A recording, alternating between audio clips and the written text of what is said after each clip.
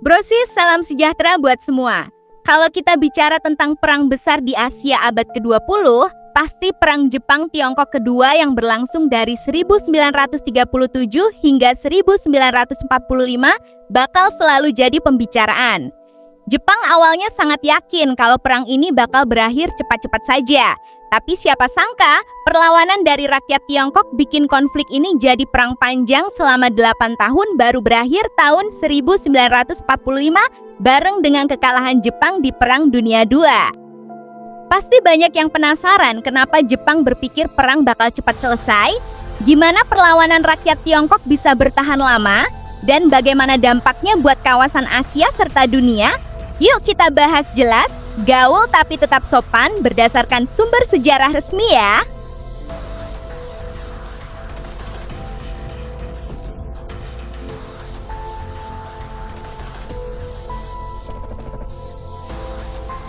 Sebelum kita masuk ke detail perang, mari kita pahami dulu latar belakangnya ya.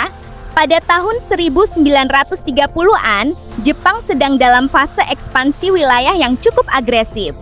Ada beberapa alasan utama mengapa mereka melancarkan invasi ke Tiongkok. Jepang sebagai negara kepulauan punya keterbatasan sumber daya alam, jadi mereka butuh wilayah baru untuk mendapatkan bahan mentah seperti minyak, batu bara, dan tanah pertanian yang luas.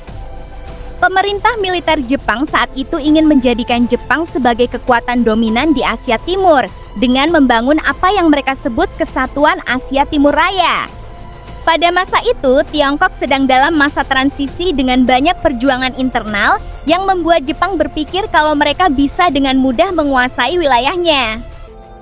Perang resmi pecah pada Juli tahun 1937 setelah insiden di jembatan Marco Polo, sebuah bentrokan kecil yang kemudian berkembang jadi invasi besar-besaran oleh pasukan Jepang ke wilayah Tiongkok daratan.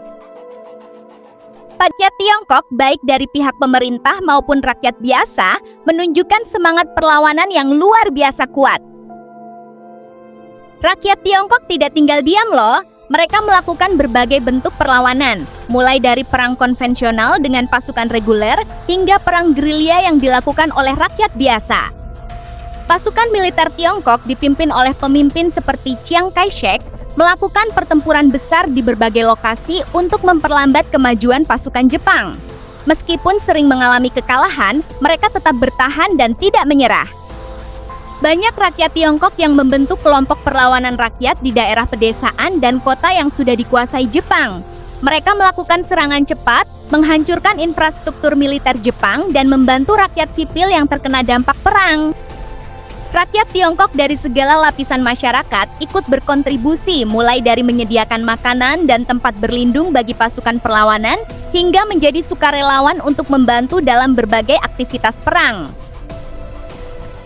Salah satu faktor penting yang membuat Tiongkok bisa bertahan adalah mereka punya wilayah yang sangat luas. Ketika kota-kota utama dikuasai, mereka bisa pindah ke daerah pedalaman dan terus melanjutkan perlawanan dari sana. Perang yang berlangsung selama 8 tahun ini punya dampak yang sangat besar, tidak hanya bagi Tiongkok tapi juga kawasan Asia lainnya. Perkiraan korban jiwa rakyat sipil dan prajurit Tiongkok mencapai puluhan juta orang. Banyak kota dan desa hancur rata akibat pertempuran dan pembakaran yang dilakukan pasukan Jepang. Ekonomi Tiongkok terganggu parah, lahan pertanian rusak, industri terhenti, dan banyak rakyat kehilangan mata pencaharian mereka. Banyak rakyat Tiongkok harus menjadi pengungsi dan hidup dalam kondisi sangat sulit, dengan kurangnya makanan, obat-obatan, dan tempat tinggal yang layak. Meskipun awalnya unggul, perang yang panjang membuat kekuatan militer Jepang mulai menipis. Mereka harus menyebarkan pasukan ke berbagai wilayah yang mereka kuasai, sehingga menjadi lebih lemah. Biaya perang yang besar membuat ekonomi Jepang terbebani parah. Mereka mulai kesulitan untuk memenuhi kebutuhan pasukan dan rakyat di dalam negeri. Perang yang panjang dengan Tiongkok membuat Jepang terpaksa mengalihkan sumber daya dari perang di kawasan Pasifik, yang akhirnya berdampak pada kekalahan mereka di Perang Dunia II. Perang ini membuat kawasan Asia Timur menjadi tidak stabil dan menjadi salah satu pemicu Perang Dunia Kedua di kawasan Pasifik. Berlawanan rakyat Tiongkok dan negara-negara lain di Asia terhadap Jepang membangkitkan semangat nasionalisme yang kuat, yang kemudian menjadi dasar bagi perjuangan kemerdekaan banyak negara di Asia setelah perang berakhir. Perang Jepang-Tiongkok kedua akhirnya berakhir pada tahun 1945, bersamaan dengan kekalahan Jepang dalam Perang Dunia II, setelah Amerika Serikat menjatuhkan bom atom di Hiroshima dan Nagasaki, dan pasukan sekutu menyerang dari berbagai arah. Jepang terpaksa menyerah tanpa syarat pada tanggal 15 Agustus tahun 1945. Warisan dari perang ini sangat mendalam bagi kedua negara dan kawasan Asia. Perang ini menjadi bagian penting dari sejarah nasional Tiongkok, menunjukkan semangat perlawanan rakyat yang kuat dan menjadi dasar bagi pembangunan negara pasca perang. Perang ini menjadi pengingat penting tentang bahaya ekspansi militer dan pentingnya kerjasama dengan negara lain. Jepang kemudian fokus pada pembangunan ekonomi dan menjadi salah satu negara terkaya di dunia. Perang ini menunjukkan bahwa rakyat Asia mampu melawan penjajahan dan menjadi dasar bagi terbentuknya komunitas negara-negara Asia yang lebih saling menghargai dan bekerja sama. Perang Jepang-Tiongkok kedua memberikan pelajaran berharga bagi seluruh dunia. Tidak ada pemenang yang benar dalam perang. Semua pihak akan merasakan kerugian dan penderitaan yang besar. Ini mengingatkan kita untuk selalu mencari solusi damai untuk menyelesaikan perbedaan. Rakyat yang memiliki semangat cinta tanah air yang tinggi akan selalu mampu melawan penjajahan dan penindasan, tidak peduli seberapa kuat musuhnya. Perang ini menunjukkan bahwa kerjasama antara negara-negara sangat penting untuk menjaga perdamaian dan stabilitas regional. Tidak ada negara yang bisa hidup sendirian di dunia yang semakin terhubung. Kita harus selalu mengingat sejarah perang agar tidak mengulangi kesalahan yang sama di masa depan. Perdamaian dan kerjasama harus selalu menjadi prioritas utama. Setiap negara punya hak untuk memilih jalur pembangunan sendiri dan harus dihormati oleh negara lain.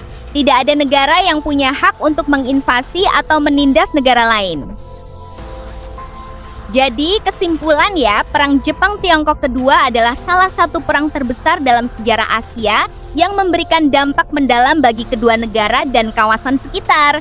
Meskipun penuh dengan penderitaan, perang ini juga menunjukkan kekuatan semangat perlawanan rakyat dan pentingnya perdamaian. Semoga kita selalu bisa belajar dari sejarah Asia yang memberikan dampak mendalam bagi kedua negara dan kawasan sekitar. Semoga kita selalu bisa belajar dari sejarah dan bekerja sama untuk menciptakan dunia yang lebih damai dan makmur. Jangan lupa bagi cerita ini ke teman-teman ya, supaya lebih banyak orang tahu tentang sejarah penting ini dan menghargai nilai perdamaian.